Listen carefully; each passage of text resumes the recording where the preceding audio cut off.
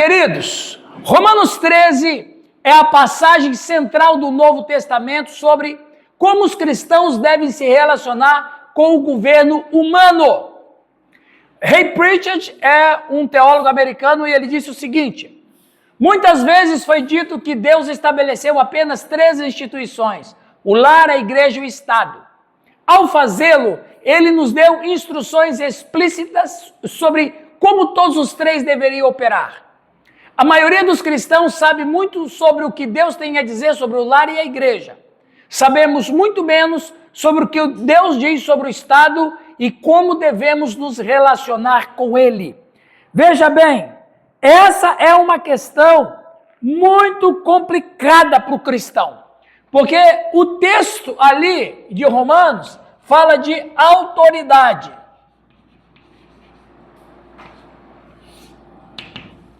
Autoridade, isso é muito interessante.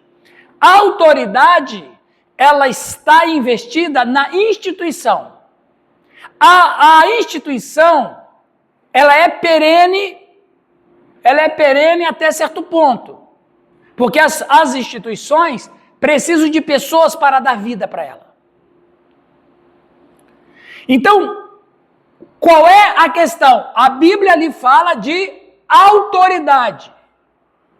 A autoridade, ela é impessoal. Ela não é pessoal. Ela é impessoal. Então, quando ele diz assim, que as autoridades foram instituídas por Deus, o que ele está querendo dizer é que a instituição ou o comando, porque a autoridade tem a ver com comando, controle.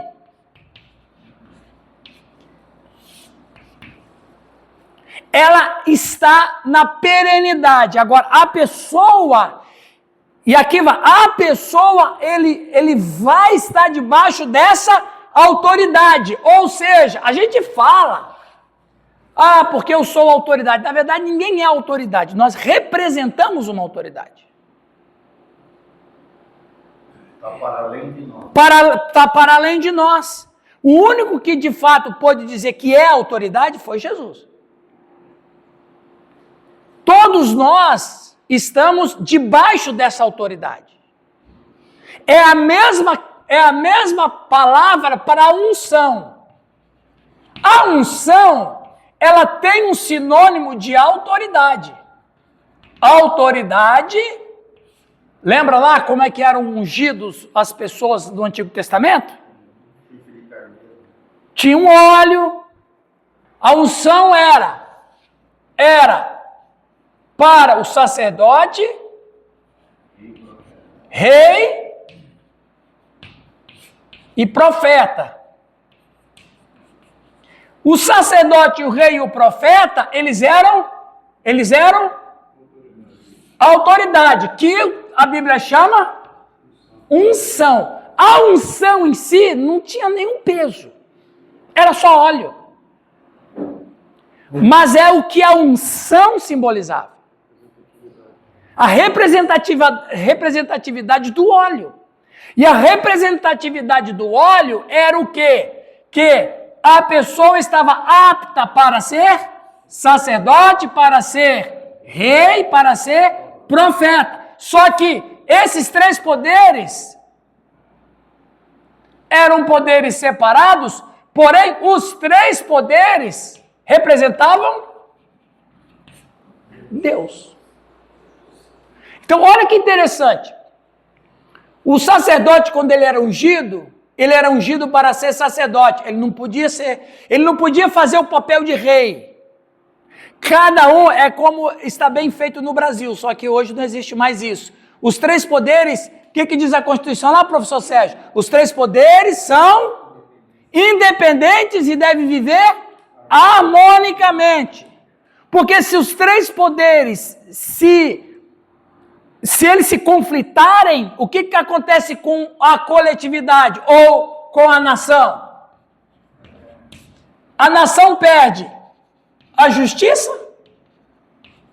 a ordem e o direito. Justiça, ordem e direito são as três coisas que põem uma nação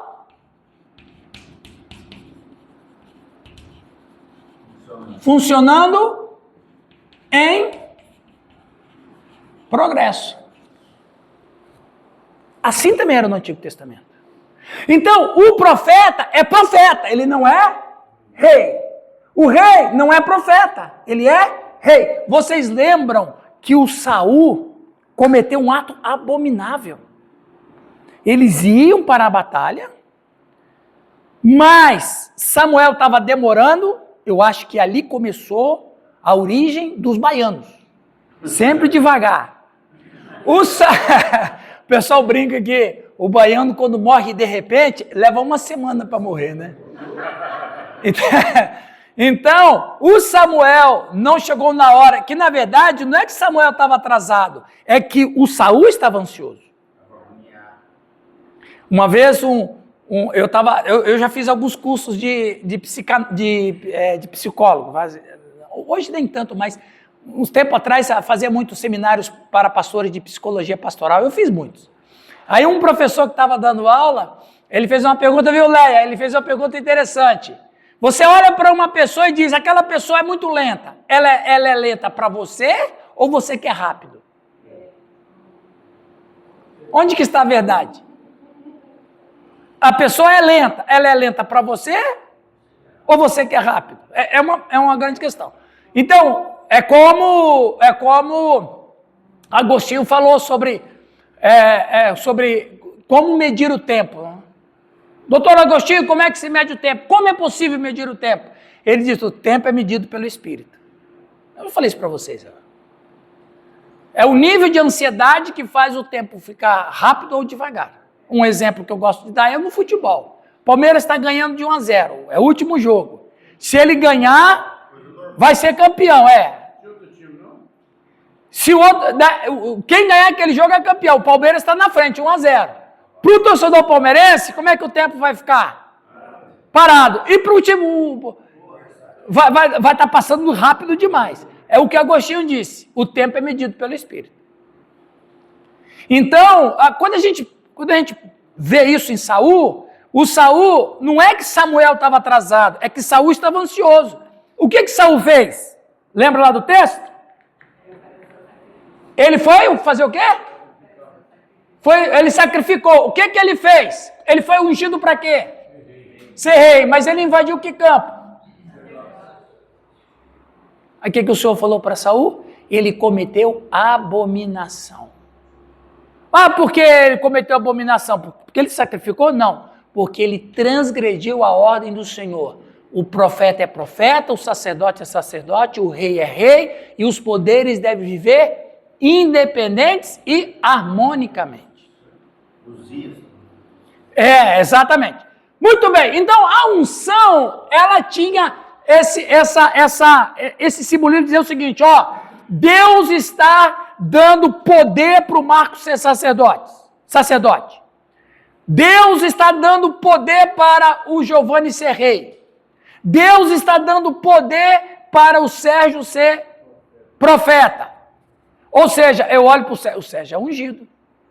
Lembra do Davi, que estava sendo perseguido por Saul? E aí ele disse, não vou estender a mão contra o ungido do Senhor, mas ele também não era ungido. Ele não era ungido? Então ele também podia chegar e dizer, não, eu vou enfrentar você que eu estou no mesmo nível.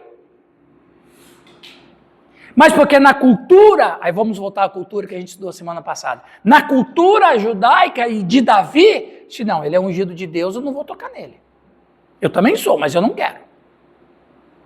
Então, assim deveria ser. Então, a unção, ela tinha essa ideia. Você é ungido rei e você tem que ficar sendo rei e Deus te deu autoridade para ser rei e eu vou respeitar a autoridade que foi dada sobre você. Quando Saul desprezou essa autoridade, se pôs acima, o que Deus fez com Saul? Tirou a unção dele. Ok? Isso significa que a autoridade não é a pessoa. A pessoa somente tem aquela autoridade quando ela está exercendo debaixo dela. Ele não é a autoridade, ele está debaixo da autoridade, desse poder conferido. Desse cargo. Eu vou chegar lá, vamos falar mais sobre isso aí daqui a pouco. Então, o que acontece? A gente vê hoje muitos pastores fazendo estelionatário sacerdotal. Eu sou ungido do Senhor. Não, ninguém aqui é ungido do Senhor. Ninguém, nenhum de nós. Ninguém aqui é ungido. O ungido só teve um. Quem? Cristo. Inclusive o nome, Jesus. Cristo, que é o nome, na verdade, esse nome Jesus Cristo é o nome popular. O nome dele era, como é que era? Joshua ben Yosef. Então, o que acontece? Jesus Cristo era o nome. Cristo era o quê? O título. Cristo significa ungido, ou Messias em grego, em hebraico. Então, só o Cristo era o ungido. Aí você fala, não, mas e hoje? Todos nós trabalhamos debaixo da unção dele. Isso está muito claro em 1 João 2. Joshua ben Yosef. Ben é filho. Joseph é José. Josué é filho de José, porque os judeus eram assim. O Ben, nós temos sobrenome, né? Igual o teu nome lá, Pereira. Né? Lucas Pereira. Então você é da família dos Pereira, todo mundo sabe. Mas lá no Israel também, só que é o contrário. Lucas, Ben, é o nome do pai. Ok. Então o que eu quero dizer isso? A autoridade, a autoridade em si é perene. Por isso que Paulo está dizendo que toda autoridade procede de Deus. Ele não quer dizer que toda pessoa procede de Deus. Ele não falou isso. Certo, Giovanni? Ele não diz que toda autoridade, ele diz que toda autoridade, qual? Do pai, da mãe, da família, das instituições de justiça, a própria justiça, o Estado. Então, a autoridade Deus delega. Eu estou dando poder para você ser pai, mãe, eu estou dando poder para você ser um juiz, eu estou dando poder para você ser um advogado, eu estou dando poder para você, enfim, Deus é que dá o poder. Ou seja, a autoridade emana de Deus. É delegada de Deus. Por isso que Paulo diz, obedeceis todas as autoridades. Então, a autoridade é impessoal. A autoridade é uma autorização que Deus está dando. E a gente respeita a pessoa que está investida dessa autoridade, porque ele está ali representando essa autoridade. Mas ele tem que estar submetido a essa autoridade. Aqui está o problema. Vamos voltar ao Saul? Saul já ficou ele, quando Samuel rasgou o manto, não foi isso? Ele pegou isso. Ele rasgou. Nenhum soldado poderia obedecer ele mais. A autoridade dele acabou. Acabou, a autoridade saiu. Acabou, não é mais rei. É só um figurativo, é só figurativo, ele não é mais rei. Não é mais rei, ele não tem mais autoridade. Soldado, vem aqui, não vou, você não é mais rei. O soldado podia fazer isso. Ele morreu, ele perdeu. Percebe? Vamos adiante. Nessa passagem, Paulo está pensando sobre o governo humano, governantes, reis e rainhas, imperadores, magistrados, presidentes, ditadores, potentados de toda variedade. Ele está falando em termos amplos e gerais sobre todo o governo humano em qualquer lugar do mundo. A instituição do governo vem da mão de Deus. A instituição da autoridade. Ok? A palavra grega exousia, que significa direito ou privilégio. Uma autoridade é qualquer pessoa que tem o direito de fazer algo. O que é uma autoridade? Qualquer pessoa que tem o direito de fazer algo. Isso é exousia. Se seu trabalho lhe dá o direito de tomar certas decisões, então quando você está no trabalho, você é uma autoridade. O professor na sala de aula, o gerente de um mercado, de uma loja, de uma fábrica, qualquer pessoa que está investido de autoridade. Então, quando alguém está investido de autoridade, ele tem o direito de fazer algo. Preste bem atenção. Autoridade, pessoa, direito e fazer. Guarde essas 4 palavras. Se seu trabalho lhe... isso aqui já li. A palavra autoridade ocorre 6 vezes nessa seção de Romanos. Aqui significa poder outorgado ou delegado. Deus delega aos governos o direito de usar seu poder para o benefício da sociedade. Aqui está o X da questão. Vamos ler Salmo 115, 16. Alguém lê para nós? Salmo 115, 16.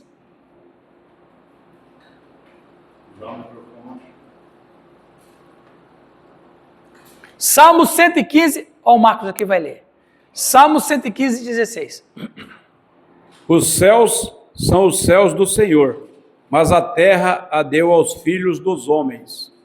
Os céus é do Senhor, mas a terra, ele deu aos filhos dos homens. Quando o texto está dizendo a terra, ele deu aos filhos dos homens, ele diz o seguinte, eu criei esse planeta para vocês. Cuidem dele e cuidem de vocês. Como vocês são pecadores, eu vou dar para vocês 3 atributos para se organizarem em sociedade. Aí a gente falou lá na sua igreja, né, Giovanni, sobre os atributos, né? Aí Deus deu 3 atributos para o ser humano, que se chama comunicáveis. Deus deu amor, Deus deu a justiça e Deus deu a bondade. Por que Deus deu o seu amor, justiça e bondade? Porque é uma sociedade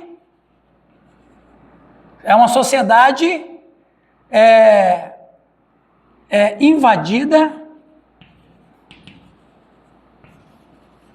pelo pecado.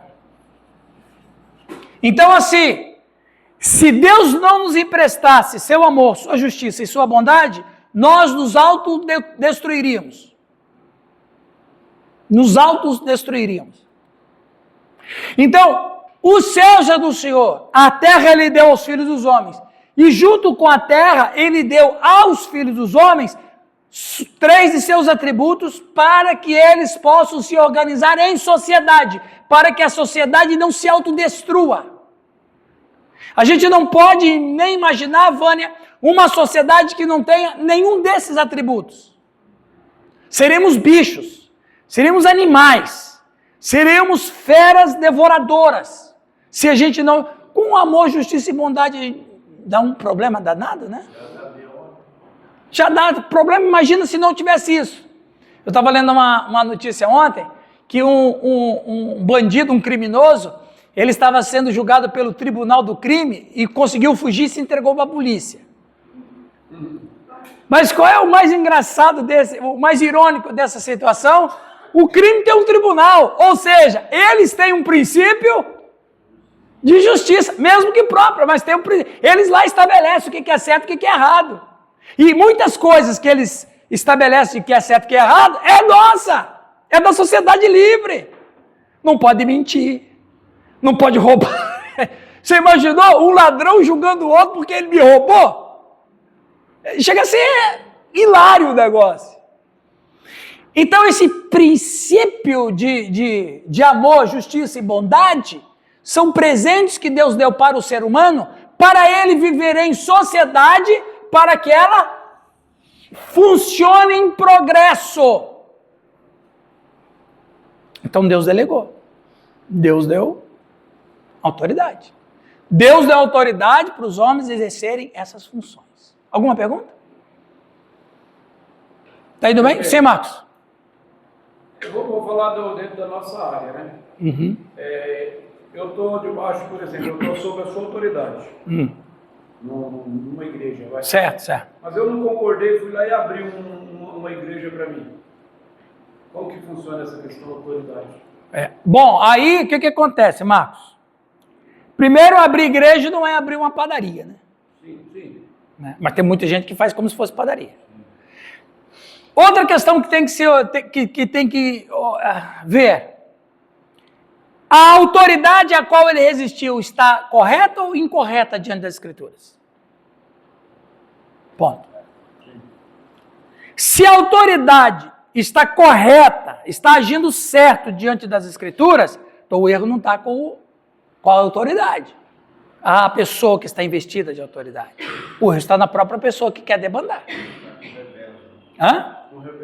Está com o espírito de rebelião. Ok? Agora, ele pode fazer uma igreja? Pode. Lembra que eu falei na última aula, inclusive deu problema na gravação, né? Existe uma diferença substancial entre fazer para o Senhor e fazer no Senhor. São duas coisas diferentes. Fala aqui que o Giovanni faltou aula, né? Giovanni e Sofia. De gancho, hein?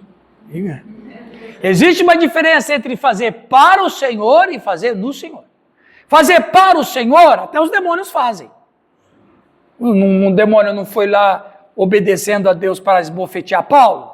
Então ele estava fazendo para o Senhor. Em teu nome fizemos isso e fizemos aquilo. Vocês fizeram para mim, mas não fizeram em mim.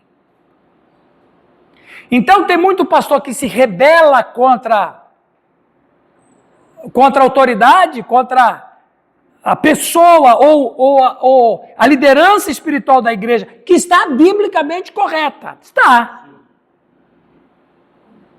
Então, se ele caiu fora, ele pode fazer para o Senhor, mas não vai fazer no Senhor. Ele pode o grupo crescer? Pode crescer, até uma padaria cresce. O problema não, ele faz tudo para o Senhor, mas baseado nele. Hoje, com marketing, pessoal, qualquer igreja cresce. Qualquer igreja cresce. Se tiver marketing, se tiver mídia, se tiver rede social, aparência, conta. Conta para o quê? Conta para a aparência da igreja, mas não é no Senhor. Depois a pessoa se... Claro, depois ele se vira com Deus, mas é isso aí. Eu respondi a tua pergunta? Agora, por exemplo, teve divisões da história que foi bom acontecer. Por exemplo, eu gosto muito de falar nisso. Sem o Calixto nessa aula, a nossa aula fica sem brilho. Não, daqui a pouco ele vem com uma pérola ali, não vai demorar muito. Eu esperei ele chegar aqui para mim falar o que eu ia falar. Ele está expulsando o demônio por telefone, pessoal. Depois de 8 visitas. E ele já fez 8 visitas antes de chegar aqui. É louco. Então, assim, o movimento pentecostal foi uma ruptura necessária. Tanto é isso que Deus abençoou o movimento pentecostal, que desde 1905, né? Não, o 5 com o Charles Parham, lá na rua Azize. Azize. No Brasil. Por que foi bom? Porque a igreja tradicional estava envolvida com maçonaria, estava envolvida com mundanismo, estava envolvido com ocultismo, estava envolvido com jogos, a coisa estava feia nos Estados Unidos. Aí, houve a ruptura. Foi bom. A questão lá, mas o Espírito Santo está falando comigo. Não, mas a gente não quer que o Espírito Santo fale assim. Igual aquela história, né? A gente vai orar pelo doente, a gente estende a mão ou não estende a mão? Não, Deus só vai curar se estender a mão. Não, na minha igreja não precisa estender a mão. Eu te contei esse testemunho meu para vocês, né? Não. Cotei. Mas vai estender a mão? Não. Vai orar? Vou. Não. Então, essas questões. Agora, quando é questão carnal, porque o cara quer poder, o cara quer ser pastor, o cara quer dominar, eu quero ser pastor, porque eu tenho um sonho. Ele tem um sonho, mas não é sonho de Deus ele ser pastor. Isso acontece muito. Aí o camarada sai, fica ali uns 2, 3 que gostam dele, vão começar aí, é como se estivesse abrindo uma padaria. Mas não é no Senhor. Não é no Senhor. Minha opinião. Entendeu? Eu acho que tem que ter um respaldo no céu, tem que ter um respaldo na congregação, tem que ser enviado, esse que é o problema, mas ele não é enviado, se auto-intitula, né? E tem que ter um respaldo da liderança eclesiástica também. Senão, E aí... social também, ou seja, na sociedade, na cidade. Também, que às vezes o cara nem é formado para isso. Não, nem é. Na maioria dos casos nem é. Na maioria. Então veja bem, o Marcos, você que me perguntou. Agora, tem igrejas que se desvinculam de outras com razão. Ó, pastor, não estou concordando. Esse ministério aí, esses ensinos bíblicos não estão corretos, não é desse jeito que a Bíblia fala. Não, é assim e tal. Então, é outro detalhe também. Tem vários detalhes. Mas o ponto principal é as Escrituras. É ela que deve dizer... Não é a pessoa que tem razão, é a pessoa a quem a Bíblia vai dar razão. Ponto. Até porque essa questão da discordância porque é importante, porque muitas igrejas se discordaram, mas está aí firmado. Exato. Viu, Sérgio? Tem muito pastor que está no ministério, mas não tem mais autoridade de Deus. Quem é que tem? O pastor que prega o que as Escrituras não ensinam. Principalmente os de teologia liberal, esses está despossuído de autoridade. Ele está falando em nome dele. Então, por isso que a autoridade ela é impessoal, Lucas.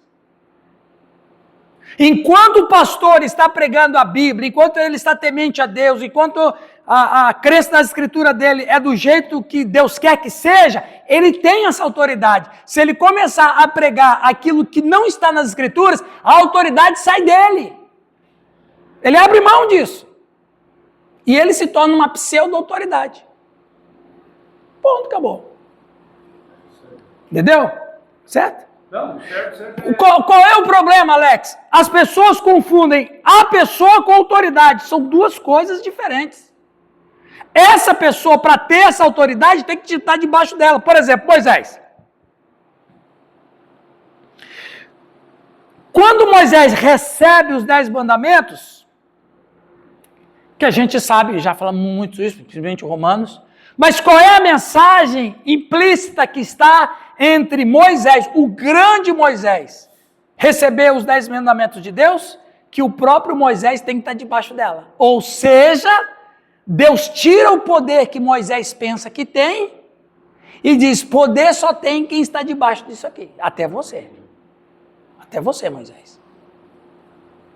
Que coisa interessante. Deus tira o poder que Moisés pensa que tinha e transfere para os mandamentos e diz, Moisés, até você tem que estar submisso a isso. Mas no Brasil, às vezes, acontece o contrário, né? Os juízes estão acima da lei. Eles não estão, eles podem fazer o que quiserem. Eles são leis. Um juiz que faz isso, perdeu a autoridade. Inclusive, tem um princípio da Constituição que diz, leis imorais e injustas não devem ser, leis imorais e ilegais não devem ser obedecidas. Por quê? Porque quem emitiu a lei, quem emitiu a ordem não tem autoridade. Só tem autoridade quem está debaixo da autoridade. Quem é que dá autoridade para o juiz? A lei. O próprio juiz está debaixo da lei. Ele não está acima da lei. Ele tem que se colocar debaixo. E é um princípio divino, a isonomia. Isonomia. O que é a isonomia? O que significa isonomia? Todos são iguais. Moisés recebeu, ele entrou? Porque na cabeça de Moisés, o Calixto, ele era o príncipe do Egito. Lembram lá do princípio de Jetro? Que você fala muito em curso de liderança? Não é isso aí, Calixto? Qual é o princípio de Jetro? Quem vai se lembrar aqui? Eu já dei muito curso de liderança, já memorizei. Qual é o princípio de Jetro? Delegar funções. Tá. Então, esse princípio de Jetro tem uma razão porque ela existe. Qual? Que aí poucos abordam. Eu gosto de abordar quando eu falo nisso, para liderança. Eu gosto de abordar isso, mas poucos abordam. Qual é? Porque o Moisés, da cabeça dele, ele é o príncipe do Egito. Quem é que resolvia todas as causas lá no Egito? O faraó. O faraó, ele era a lei, ele era a ordem, ele era a peça jurídica, ele era o Deus, ele transitava no campo legal e religioso, ele era Deus, o faraó era Deus. Então, ele resolvia tudo por conta. O Moisés passou 40 anos aprendendo isso. A cultura, vamos falar de cultura, a cultura que está na mente de Moisés é a cultura do quê? Eu posso, eu faço, eu determino, eu escolho, eu resolvo, eu sei tudo, eu ajudo tudo e tudo depende de mim. É esse Moisés que está no deserto. Agora, o Moisés estava errado? Não, não estava. Porque ele está simplesmente seguindo a sua cultura. Quando Deus conseguiu tirar o Egito de Moisés, Deus falou assim, ok, Moisés, você pode subir agora. Não, ele falou assim, viu, Giovanni? Moisés, agora você já pode subir. O Moisés conviveu com o Egito dentro dele o tempo todo. O tempo todo. A cultura egípcia que ficou em Moisés ficou a vida inteira nele. Ele nunca conseguiu se livrar 100% da cultura egípcia. Aí chega o Jetro, um ímpio, um sacerdote pagão, olha o genro fazendo aquilo e fala assim, ô Moisés, ô filho, você acha que você é o príncipe do Egito? Você não é mais príncipe, meu. Você não é mais príncipe. Começa a delegar aí. Deus não te deu os mandamentos? Deu, então. Você não está maior do que isso não, cara. Você vai morrer e vai matar esse povo. Eu imagino, o texto não diz, mas porque daí foi Moisés que escreveu também, né? Mas eu acho que Moisés entrou em luta até ele ouvir a palavra do sogro. Porque é difícil você lutar contra uma cultura que está arraigada na sua consciência por décadas. É difícil. E aí a Bíblia diz, Moisés, inspirado por Deus, vai dizer, e Moisés assim fez, delegou. Aliás, que quando Moisés delegou de 50 em 50, chegando só para ele nos casos mais graves, ele era o STF. O Moisés era o STF de Israel, no deserto. Enquanto, porque daí, aquela história, o Jetro, deixa eu brincar um pouco. O Jetro falou do Moisés, é o seguinte, vai escrever do Pentateuco, deixa o povo... Vai escrever do Pentateuco. Por que vocês acham que ele escreveu o Pentateuco quando, gente? Quando? Hã? Claro, uai, no deserto, uai. Enquanto ele estava lá na tendinha dele... Ele tinha um escritóriozinho, ar-condicionado, um notebook. Aí ele ficava lá, internet boa, satélite do Elon Musk. Daí ele tá lá. Starlink estava lá no deserto. Aí chega o Jetro e fala assim, ó, você vai morrer e você vai matar todo mundo. Você não é mais o príncipe. Deus é a autoridade. É isso que um ímpio, Ana, um pagão, por isso que a gente fala, bicho, Deus usa até um bêbado para falar com um crente. Deus usa, é impressionante, cara. Deus usar um pagão para dizer o seguinte, ó, Deus está me dizendo, ele quase falou isso, Vânia, Deus está me dizendo que você não é mais príncipe, você não tem a obrigação de resolver o problema de todo mundo, faz o seguinte, ó, se for o Espírito Santo, põe viva voz aí para nós. Então, assim, o Moisés fala, ok, eu vou me submeter a essa tal. Ele não era autoridade, ele estava sendo. E estava, preste atenção, quando a pessoa se torna autoridade, ele mata as pessoas. Se o cara fala, eu sou autoridade, ele não vai dizer isso assim. Ele não vai dizer isso explicitamente. Mas para dentro dele, nas atitudes dele, ele está dizendo, eu sou autoridade. E quando uma pessoa é autoridade, o que acontece com os liderados ou com a coletividade? É o que está acontecendo no Brasil. Então, a melhor coisa é você estar subordinado àquilo que é impessoal. Que é a autoridade. Está aí. Ok? Os irmãos estão entendendo bem essa questão aí? Fazendo essa separação de Romanos 13, porque às vezes as pessoas confundem tudo. Isso causa um choque com a nossa mentalidade de coronel, né, que existe. Claro. Principalmente no norte e nordeste. O cara é todo poderoso, né? É isso. Super-homem. É o super-homem. Você tem que me obedecer e calar a boca. O sistema principalmente, falando da estrutura da Assembleia de Deus, e não é uma crítica, é uma análise teológica, histórica e cultural, a estrutura da Assembleia de Deus é a estrutura patriarcal. O pastor é o presidente. Falar que o cara é pastor-presidente, ele é quase Deus. Mas que papa? O papa ainda é servo é o vicaris filii Dei. O pastor da Assembleia é quase Deus, está acima do papado. Por isso que os políticos procuram os pastores, principalmente da Assembleia, os presidentes, porque o cara tem um raio de influência de 400, 500 quilômetros às vezes. Vocês vão votar no Calixto de Deus para deputado federal. Ele é do café. Vocês vão votar no Calixto de Deus para deputado federal. 90% da denominação daquela região vai votar. Por quê? Porque o Deus falou. O Deus pastor, entendeu? Então, às vezes as pessoas dizem o seguinte, nós não podemos misturar autoridade e pessoa. A autoridade é uma coisa, a pessoa é outra. A pessoa tem que estar debaixo dessa autoridade. Não deve estar no mesmo nível e nem deve estar acima. Aí vai fazer uma anarquia intelectual. Como lá a segunda lei da lógica de Aristóteles, que é a lei da não confusão, né? Uma coisa não pode ser verdadeira e falsa ao mesmo tempo. Ou ela é verdadeira ou ela é falsa. Senão vai causar anarquia intelectual. A lei da não contradição, melhor dizendo. A lei da não contradição, não sei se vocês já estudaram isso.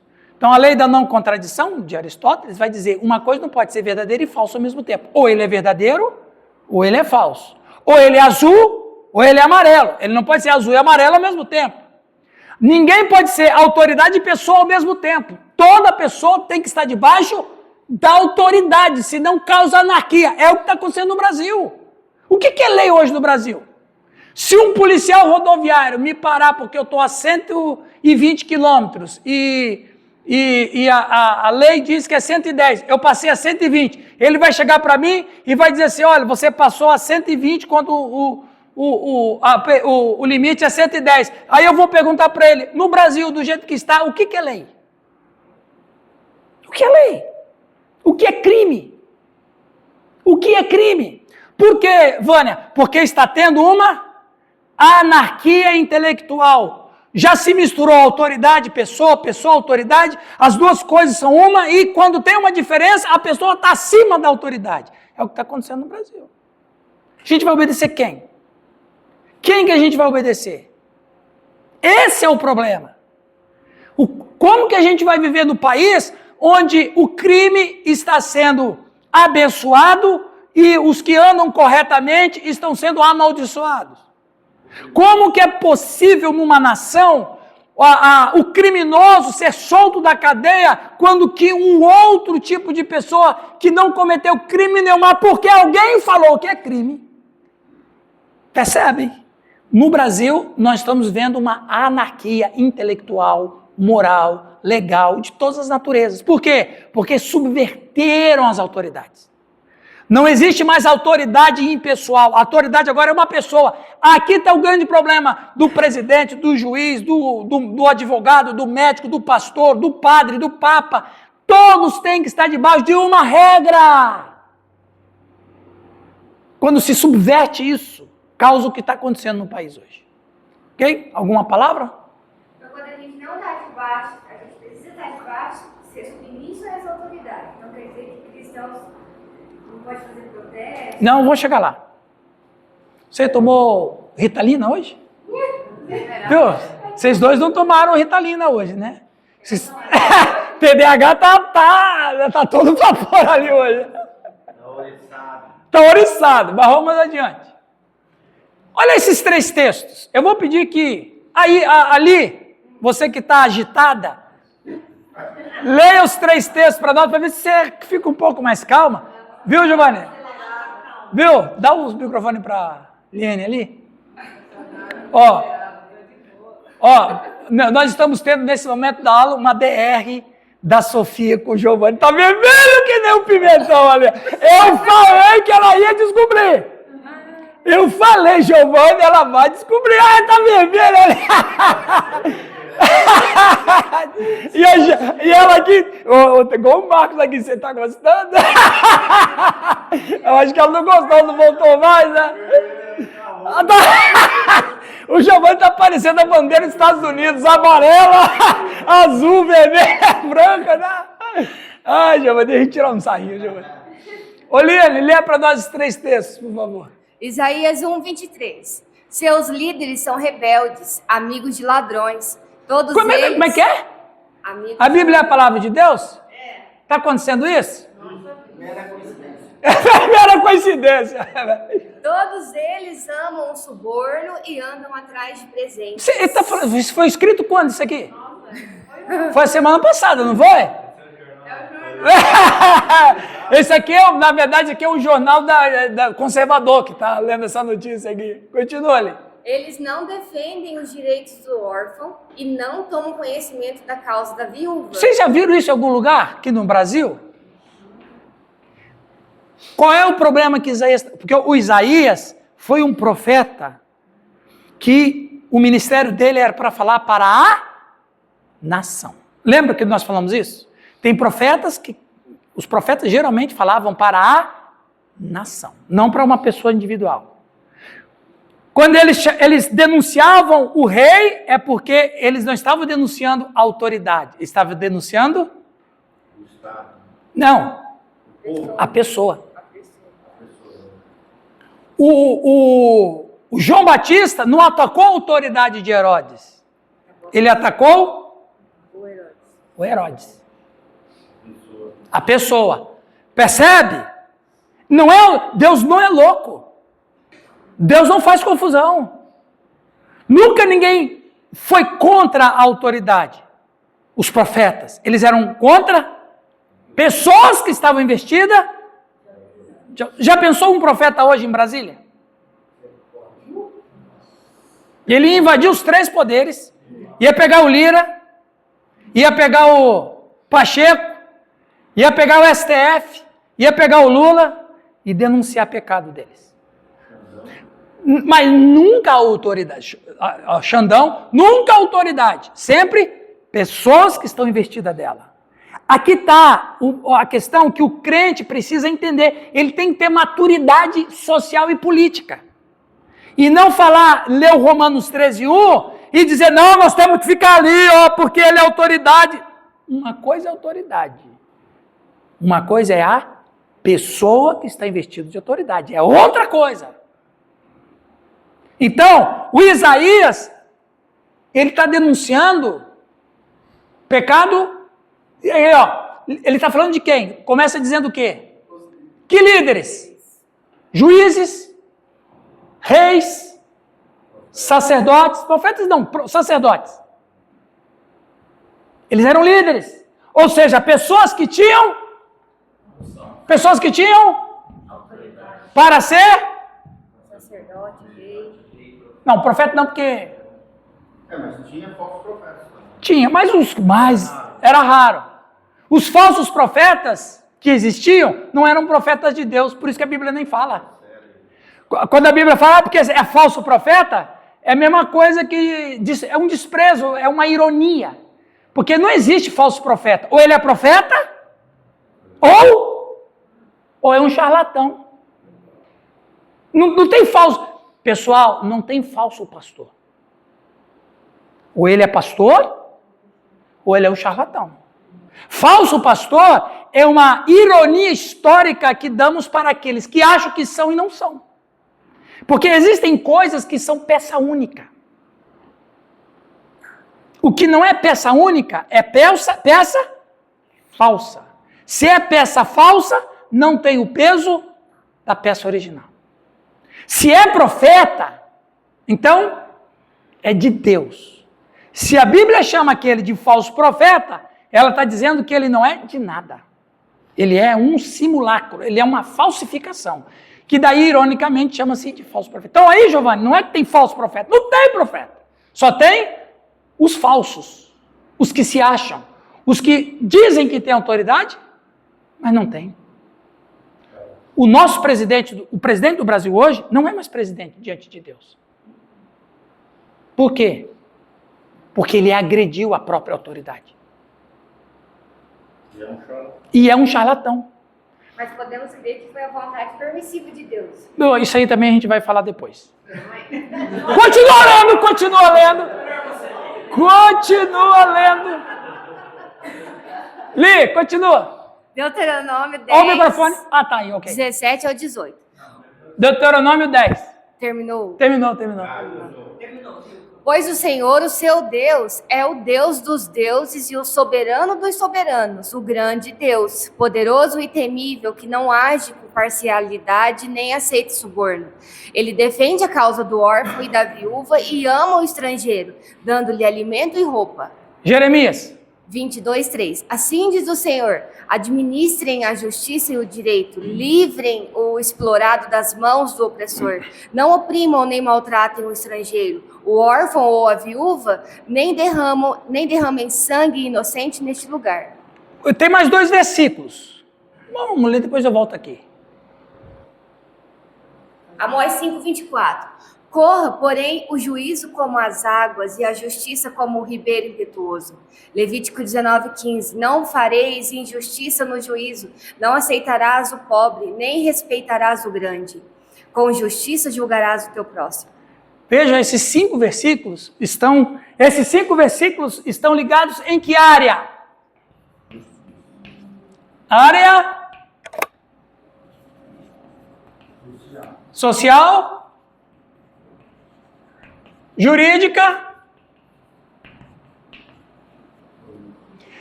Percebe que ele não fala de sacerdote? Por quê? Esses versículos, ele está denunciando a falta de autoridade para trabalhar nas áreas sociais, órfãos e viúvas. Por que órfãos? Por que Deus sempre se preocupou com órfãos e viúvas? Você sabe, Lari? O órfão, criança, vive do quê? Como ele sobrevive? Do cuidado dos pais. A mulher sobrevivia do quê? Do marido ou do pai? Casou, não depende mais do pai, agora depende do marido. Ficou viúva. Se ela não vai ter mais pai, geralmente não tinha, quem é que vai cuidar de quem não tem como dar sobrevivência? Quem são? Órfãos, viúvas. Ou seja, Deus querendo proteger a ordem social, os mais vulneráveis. Para que serve a justiça? Para liderar causas legais. Quem tem certo, quem está errado, quem tem que pagar, quem tem que receber, quem tem que ir para a cadeia, quem tem que ser absolvido. Mas como é que estava em Israel? Subvertido. Ou seja, o profeta Isaías, preste atenção, era a única autoridade de Deus na nação. Por quê? Os reis e os sacerdotes perderam autoridade. Vamos adiante? Alguma palavra sobre isso? Estamos quase terminando aqui a primeira parte, viu? Continuando. Tem mais lá. Isaías 10, 1-2. Leia. Abre a tua boca, julga retamente e faze justiça aos pobres e aos necessitados. Provérbios 31:9. Ai dos que decretam leis injustas e dos escrivães que escrevem perversidades, para prejudicarem os pobres em juízo e para arrebatarem o direito dos aflitos do meu povo, e para despojarem as viúvas e para roubarem os órfãos. Meu Deus, palavras pesadas. Qual o juiz que vai decretar leis injustas? Que tipo de juiz vai decretar leis injustas? Que tipo de juiz vai prejudicar os pobres em juízo? Que tipo de juiz vai roubar o direito do povo? O juiz que recebe suborno, propina. Percebe? Ou seja, eles eram representantes legais de Deus. Eles eram representantes legais de Deus. Para fazer o que ali? A vontade de Deus. Qual é a vontade de Deus? Que haja na sociedade amor, justiça e bondade. Para que servem as autoridades? Para promover amor, justiça e bondade. São as três coisas que fazem uma sociedade sobreviver ao caos.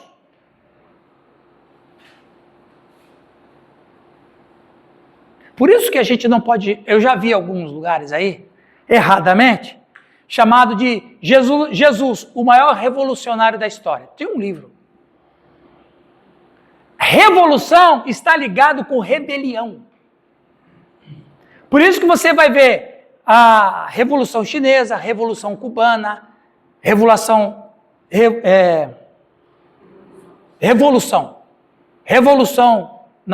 onde tem revolução, revolução na Rússia, onde tem revolução, significa o que, Ana? Que estão destruindo a sociedade organizada para implementar uma outra. E essa outra sociedade, que a gente conhece com o nome de comunismo,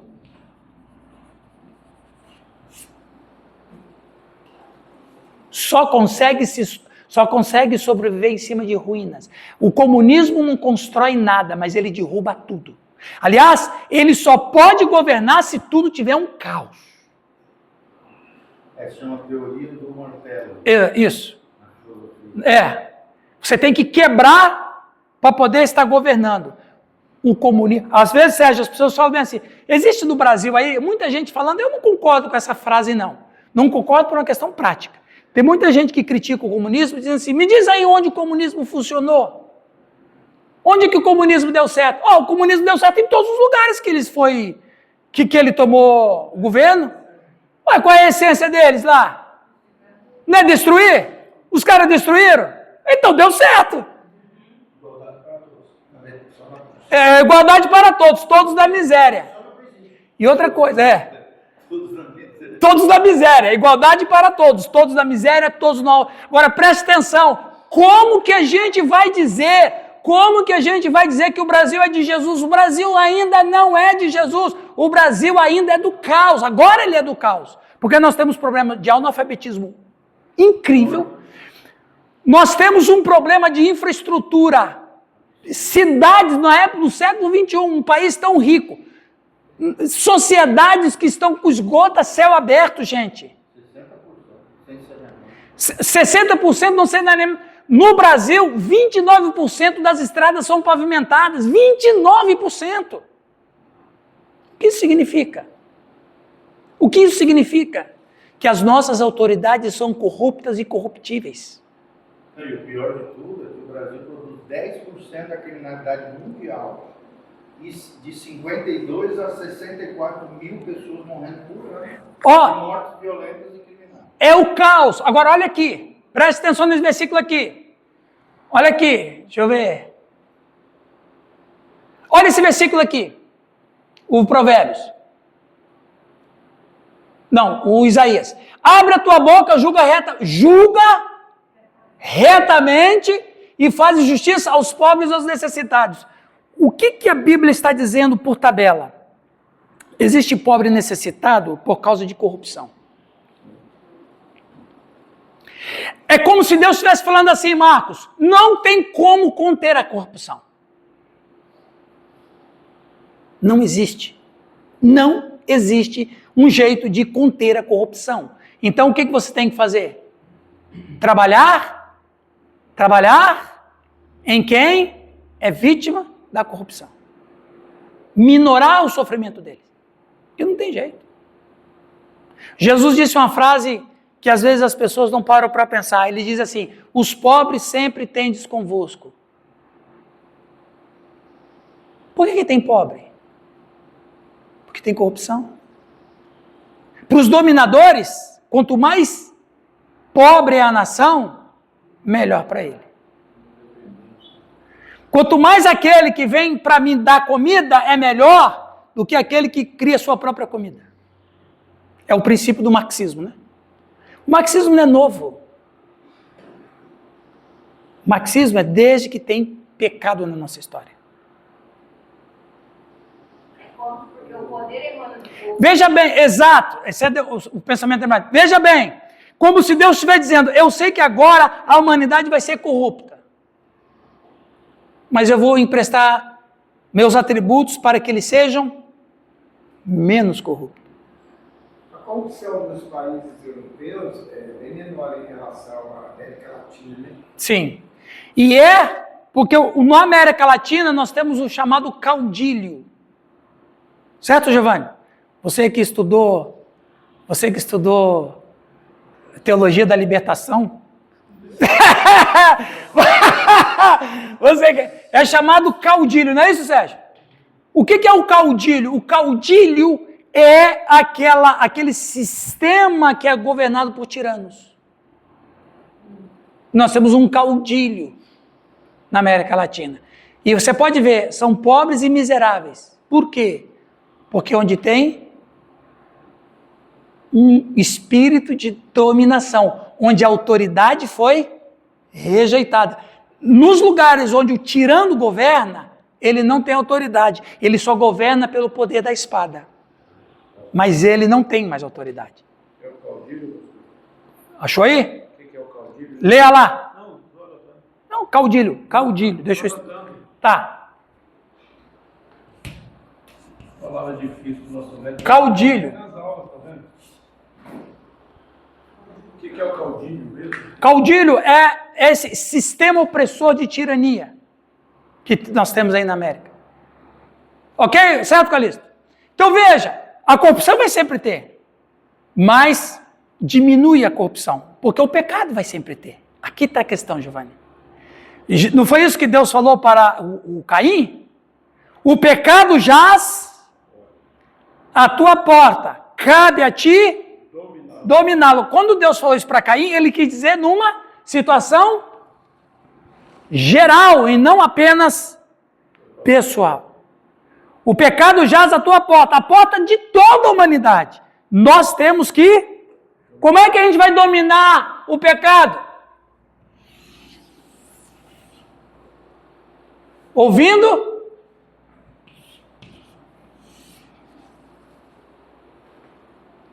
Como é que a gente domina o pecado? Pode ler, Lázaro. Chefe militar de forças irregulares que eles são fiéis. Chefe político que possui uma força própria militar. Ditador, chefe manda-chuva. O que eu falei? Não era isso aí? É o governo do tirano. Então, é como eu disse, Sérgio, muito obrigado. Você enriqueceu a aula mais ainda. Então, o que é o caudilho? É o líder que está lá sem ter autoridade. Ele tem autoridade pelo poder da espada. É um ditador espanhol ou latino-americano. Isso. Mas geralmente é espanhol porque a América Latina, tirando o Brasil todo, é hispânica. É uma herança que a América Latina ganhou dos espanhóis também. Isso é caudilho. Então, o que acontece, gente? Vocês estão percebendo que o Romanos 13 é muito além do que a gente... Você lê lá, para onde que a gente está indo? Olha para onde que a gente está indo.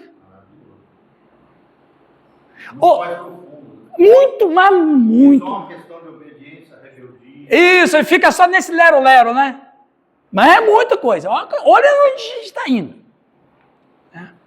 Muito bem, então, quando Deus fala para Caim, a ti cumpre dominá-lo, ou seja, o pobre vai sempre ter, por quê?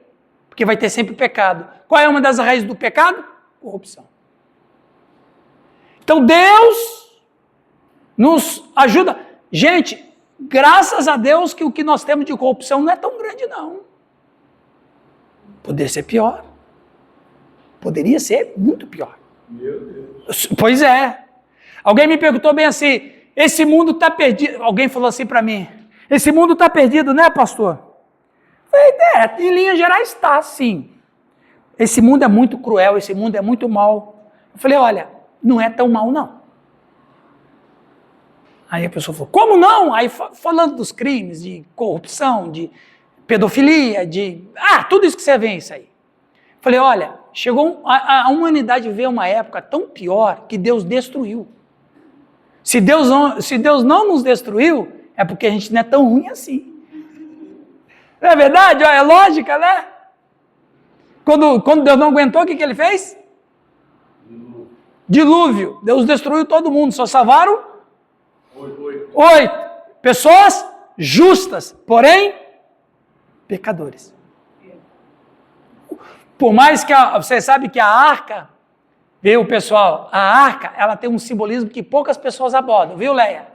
Sabe qual é um simbolismo lindo da arca?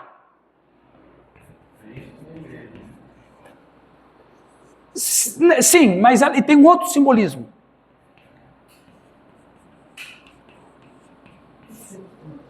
É um útero.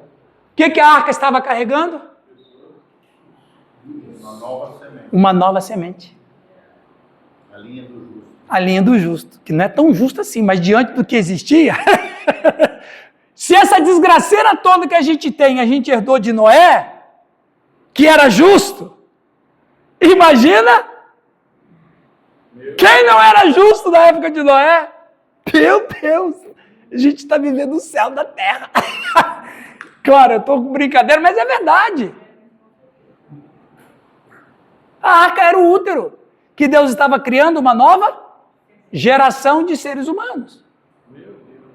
Vira naquela tese que quando Jesus desceu ao inferno, ele pregou Sim. aos diluvianos? Sim, aos espíritos que foram desobedientes. Você acredita nesse trecho? A gente estava discutindo sobre isso. Eu acredito o seguinte, eu acredito que essa geração pré-diluviana não eram... Eles não eram...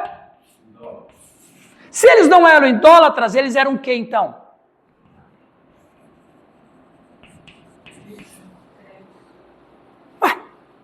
Se eles não eram idólatras, eles eram crentes, eles acreditavam em Deus. Então não foi ninguém pregar para ele. Então, não, Noé. Não, dessa tese do... Não, Noé.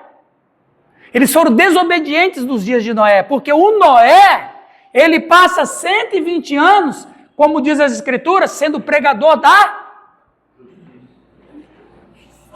Ora, o que é pregar justiça? Não era graça, era justiça. Mas tu crê que Jesus pregou para... Não, eu vou explicar o que eu vou explicar. É que eu não consigo dar uma resposta tão objetiva. Ninguém consegue, né? Então veja, os caras eram cruéis, absolutamente cruéis. Se eles se arrependessem, Deus daria o dilúvio? Não daria. Não daria.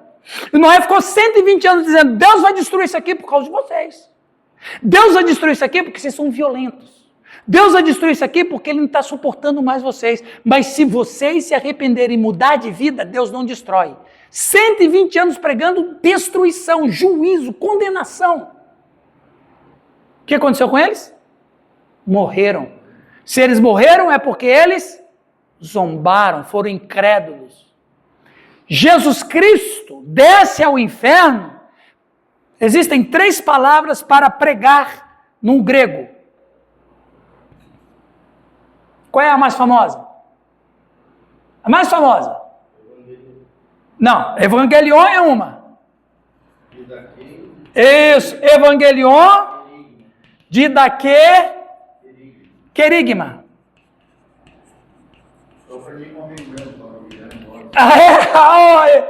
Esse cara é fera, hein? Evangelion é uma pregação do Evangelho. Uma mensagem evangelística, de graça, de misericórdia, aceitar Jesus. Esse é um evangelion. A outra era didaquê, que era mais discipulado, que era mais ensinamento das escrituras, das profecias, etc, etc, etc. Querigma é uma pregação contundente, é uma pregação de imprecação, é uma pregação de acusação, é uma pregação terrível. É uma proclamação de juízo. Jesus tinha os 3 discursos. Jesus pregou evangelion para o povo. Então, o primeiro discurso de Jesus é para o povo. Qual era a pregação de Jesus para o povo? É só você ler Mateus 5. Bem-aventurados, bem-aventurados, bem-aventurados. O que é isso? Evangelion. Aquele que crê em mim tem vida eterna. O que é isso? Evangelion. Aí ele tinha um discurso para os discípulos. O didaquê, a didascalia, o ensinamento. Vede, o reino dos céus é como uma semente plantada. Vede, tal, tal, tal. Então ele tinha um segundo discurso, que era o didaquê, que era o ensinamento, a ministração. Ele não tinha didaquê para o povo. Para o povo ele tinha evangelion. Para os discípulos, didaquê. E para os religiosos? Querigma, raça de víboras. Ai de vós, fariseus hipócritas. O que o João Batista pregava. Então, quando você lê no grego, querigma, Pedro pregava. Quando é querigma, é uma pregação, uma proclamação de juízo. A palavra em Pedro, que Jesus pregou os espíritos em prisão, não era evangelion, não era didaquê, mas era querigma. Vocês estão condenados porque vocês foram rebeldes. Vocês estão condenados eternamente porque vocês negaram o pregador da justiça. Ele falava sobre mim, ele pregava sobre mim, ele pregava sobre o Pai. Vocês foram rebeldes, vocês foram irônicos e vocês estão aqui e aqui ficarão eternamente. Por isso que vocês estão aqui. Jesus prega para eles uma pregação de querigma. Condenação. Já foi ele só para... Exato, porque ele ainda não tinha vindo. Para vocês dizerem, sabe por que vocês estão aqui? Vocês me rejeitaram. Onde que o sucessor estava? Eu estava na pregação de Noé. Pronto, acabou. Respondida a pergunta? Então, pessoal, antes que o Giovanni apareça aqui, com um copo de café,